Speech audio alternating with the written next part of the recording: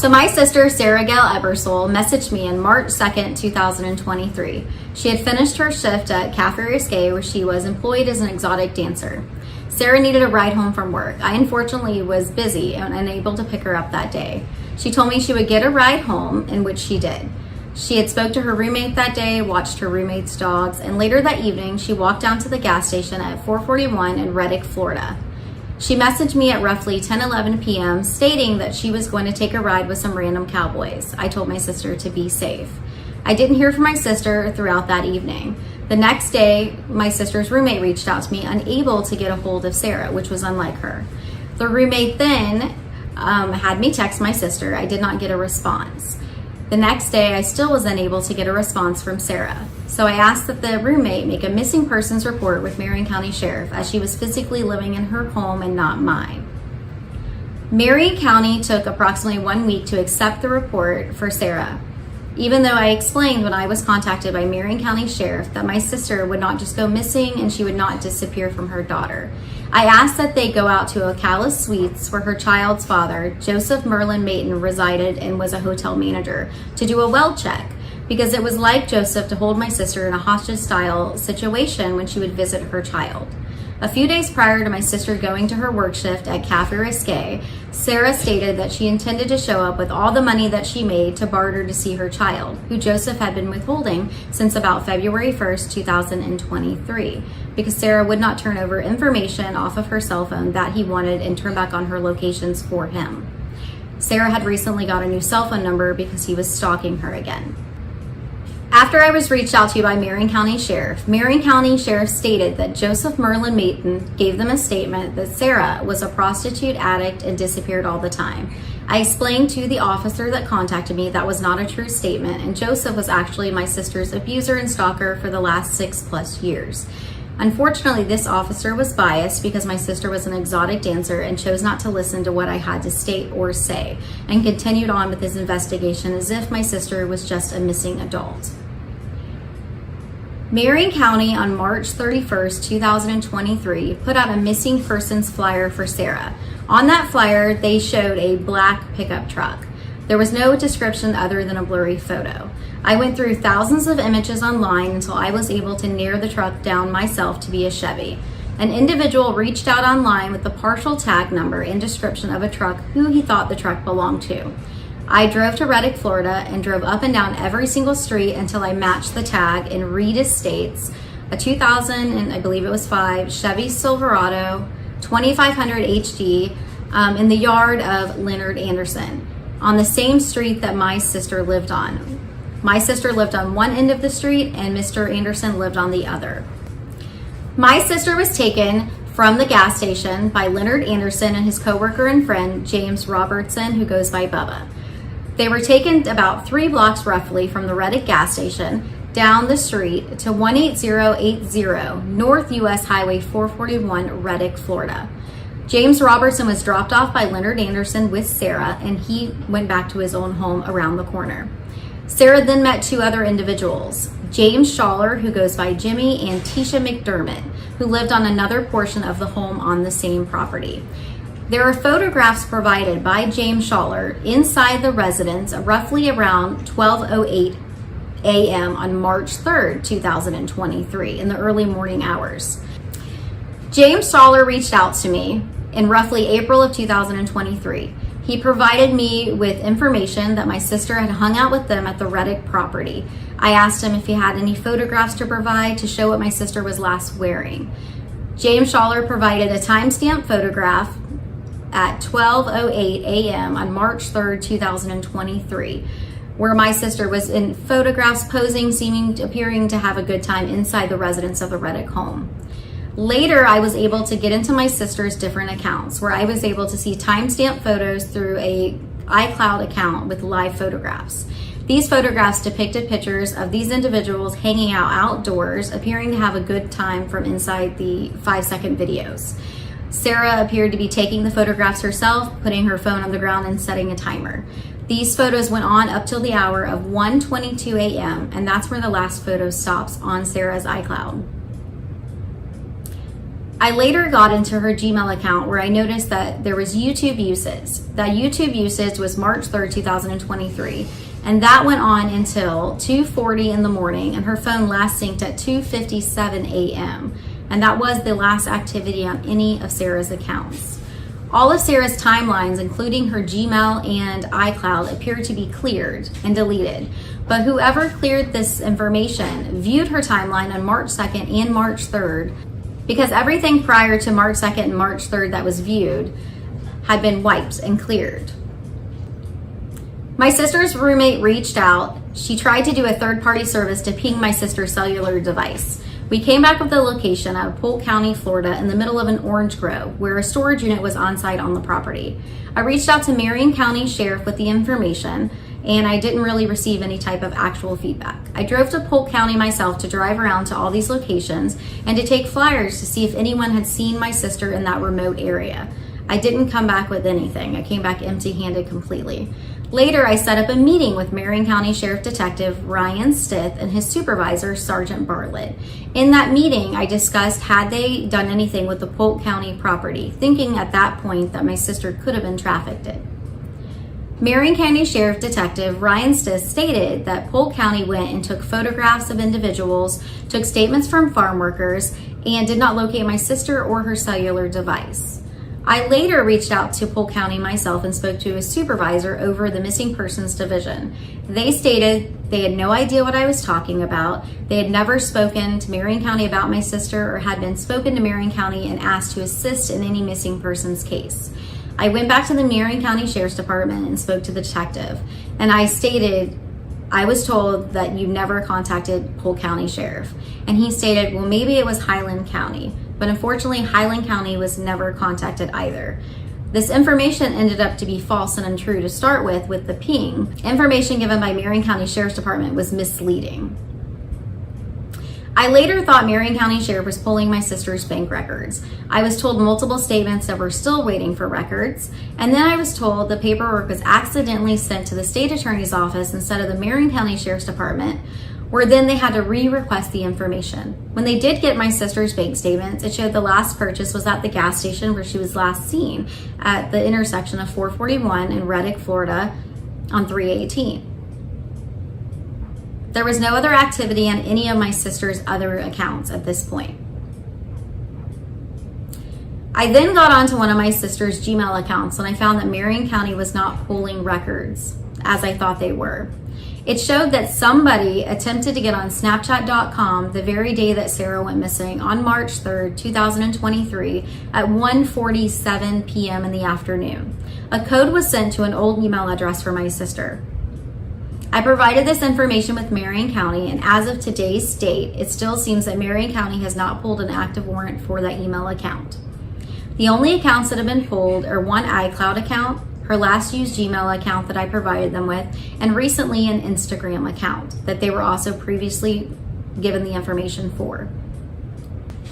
Marion County has reached out on several occasions to ask for information, such as I told them my sister had recent dental work. I asked if they needed to have any of my DNA provided for them, and they didn't go any further with that. In the last few months, I was reached out to again by Marion County asking for the location again of my sister's last dental work that she had in December of 2023 when she had a wisdom tooth removal. They were given that information for a third time. Detective Ryan Stith stated that they only needed the information just to simply keep on file, not because they had anything. I've requested multiple times for redacted records, last cell phone ping, and any type of cellular data additional to what I have that Marion County may have, with no response. I've been told that all the information I've been given is all that I'll be given. In November of 2023, after approximately 8 months of Marion County not searching any type of properties my sister was last seen, I did a petition online and eventually got a hold of a property owner of the last property my sister was seen at the Reddick home. I was given permission to have the property searched. Marion County Search and Rescue, a team of volunteers not affiliated with Marion County Sheriff, conducted a search at the last property my sister lived at in Reddick, Florida with her roommate, and they also conducted a search at 18080 North US Highway 441, Reddick, Florida. A team of 3 sets of cadaver dogs, smelled something in one spot on the property. It was marked by Marion County Sheriff, and Marion County Search and Rescue waited on scene. Marion County Sheriff arrived at the Reddick home after being dispatched by Marion County Search and Rescue. They entered the property and were on the property for approximately 2.5 days with different types of large equipment, tearing up and backhoeing the property and searching. They reported back after I emailed that they found nothing suspicious, no body, and nothing was located. That was the end of the results of our communication.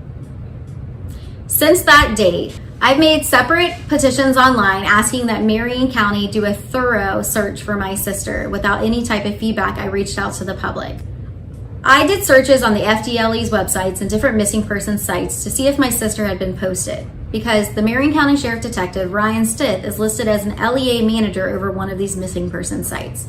For approximately 9 months, my sister was not on any of them. I requested several times why she had not been added to NamUs or any other sites, and I didn't get any type of feedback back. In December of 2023, I noticed there was a new flyer up on the FDLE's website. It listed a vehicle, make and model, and color, and stated that my sister could be wearing different types of clothing and possibly traveling in this vehicle. When my sister was missing approximately 1 year on March 3rd, 2024, I asked that everybody do sunscapes for Sara. Just a simple photograph of a sunrise, a sunset, anywhere you are, and respectfully to remember her, for her being missing and who she was as a person. Marion County then, on the day she went missing 1 year later, put out a statement that they had arrested an individual, Tyrone Mormon, that they believed had last drove my sister, Sara Gail Ebersole. When Sara would have gone missing, Tyrone Mormon actually had long hairs down to his shoulder and spiral curls. When they arrested Mr. Mormon in March 3rd, 2024, I then found out that the family reached out personally and stated that Marion County basically threw them under the bus, and they felt that their family member was just being used as a ploy by one of the individuals and that he wasn't involved. But Marion County stated that they had some type of footage and a discovery that Tyrone Mormon was away from his home that evening, and they had some type of cellular data putting him and my sister together at that point in time. Later, a detective reached out to me for a private investigation service, Zayla and Associates. They came on very proactive, and they reached out and spoke to the different people last seen with my sister. They spoke to Tisha McDermott, they spoke to James Robertson, and later spoke to James Schaller, who was incarcerated for several months. Each individual spoke to him willfully, and he took some type of video recording of each of those interviews. Mr. Robertson stated to the PI that my sister was carried out in an unconscious state. He stated that my sister was carried out possibly unclothed. Tisha McDermott gave a statement that my sister was clothed and unconscious, and she was carried out to Mr. Mormon's vehicle. Mr. Robertson stated that he and Mr. Mormon carried Sara together to Mr. Mormon's vehicle. All three parties have stated that my sister left and came back and left again. They said she had a large sum of money on her. Originally, it was around $1,000 or more, and later they said it was actually closer to $2,000. After getting into Sara's iCloud account and seeing her last digitalized photos, I was able to see what Sara was last wearing. She had a hoodie on with a hockey goalie football image, and then she had a gray sequin shirt on with a pair of black shorts and a pair of black slip-on shoes with a gold clasp. You could see what photos she was taking and the timeline. Sara's shoes were inside of her house of approximately 1 mile away. Her cigarettes were sitting outside that she had purchased from the gas station, and her lighter. There didn't appear to be any type of struggle inside the home. A few months after my sister went missing, Detective Ryan Stith showed up at my sister's home to finally walk inside the property. I met my sister's roommate at the property because I was never contacted by Marion County Sheriff that they would be going to the home. Marion County entered the home and then later asked me to come inside, asked me to look through some paperwork. I immediately noticed that a backpack my sister kept with all her important documents had a binder only pertaining to Joseph Merlin Mayton was missing. It was all the original photographs and statements from all my sister's different cellular devices. There was a manila envelope where she kept a paperwork showing my niece had had a legal name change. That was also missing, and a teddy bear with the name Dahlia from where my niece was born because her name had been changed to Cora. Marion County did not seem concerned with this information. So on March 29, 2023, Joseph Merlin Mayton had a conversation with an individual that reported back to Marion County Sheriff that Joseph had made a statement that Sara Ebersole was dead, that my sister was dead, and that he didn't kill her, but he indeed knew that she was dead. But this was days prior to Marion County first putting out the first missing persons flyer listing the black truck, asking for the community's help and assistance of finding this vehicle. Later, he left that parking lot and he totaled his vehicle. Later that evening, Joseph attacked a 75-year-old on the hotel property, giving this gentleman a brain bleed after slamming him to the ground, and he was then arrested. And this way I have all the angles, so.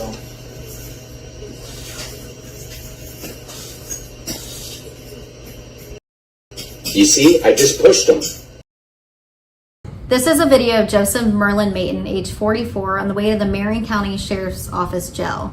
He had just assaulted a 75-year-old male. After his arrest, Marion County Sheriff did not release the mugshot to the public, so no one knew that Joseph had actually been arrested. When I requested the records, I was denied the access to the records until just these last few months. But the mugshot still doesn't exist. Joseph got some type of immunity, claiming that he works as a corrections officer in the state of Kentucky for a very short period of time. So they put him in some type of protection status to withhold his information from the public. Like you can tell he's nervous and he's looking around, but in one of these videos, he physically asks him to delete things out of his phone and he says he can't do that. And you wonder what those things are. Surveillance footage shows 4 different quad cameras inside Ocala Suites, showing different angles of parking lots, hotel hallways, and stairwells where Mr. Mayton attacked a 75-year-old on March 29, 2023. But when Sara went missing, Marion County Sheriff didn't request any surveillance footage from Ocala Suites, knowing that there was a history of violence with Mr. Mayton and a previous restraining order out of Sarasota County, Florida.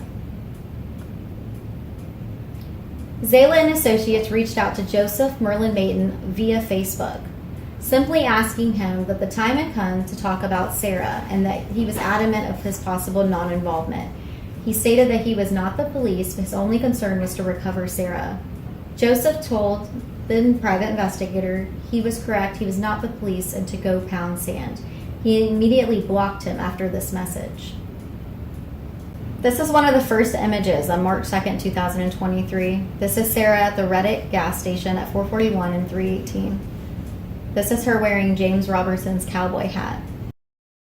These are some of the last images on my sister's iCloud account, where you can see they're timestamps, but somehow all her data has been cleared. This is Tisha McDermott on the left, James Schaller in the middle, and James Robertson to the right, with Sara on the far left. This is the Citgo gas station located at 441 in Reddick, Florida. It's side by side with the Circle K. And the first images of my sister at 10:11 p.m. with James Robertson, you can see the Citgo logo in the background. Roughly 2.5 to 3 blocks down the street, standing in the driveway of the gas station or the driveway of the house, you can see the Reddick home located at 18080 North US Highway 441. The whole property had different structures on it and was skewed with trash. When Marion County Search and Rescue came in, dogs alerted to something in one spot. Marion County spent approximately 2.5 days digging up the property because there were so many piles of trash and holes buried of trash on this property. I later found out that Marion County Sheriff had been to this property to do a squatter search and to secure the property, but somehow at that point didn't ask property owners permission to enter to search for Sara or remnants or evidence for Sara. I started printing flyers out and hanging them in all the different towns, from Gainesville, Ocala, all the way through Marion County, Citrus County, Levy County, even though my sister was last seen in Reddick, Florida. I asked for the community's help to reach out and help me hang these signs. By donor donation, I've now raised a reward to $10,000 for physical recovery of Sara, last seen in Reddick, Florida. I've posted online the different timelines, the different paperwork that I could find throughout my sister's accounts, and last photographs and last articles of clothing that Sara wore the night of early morning hours of March 3rd, 2023, after leaving Cafe Risque and hanging out with 3 individuals. Detective Ryan Stith is still the current detective over the case for Marion County, Florida.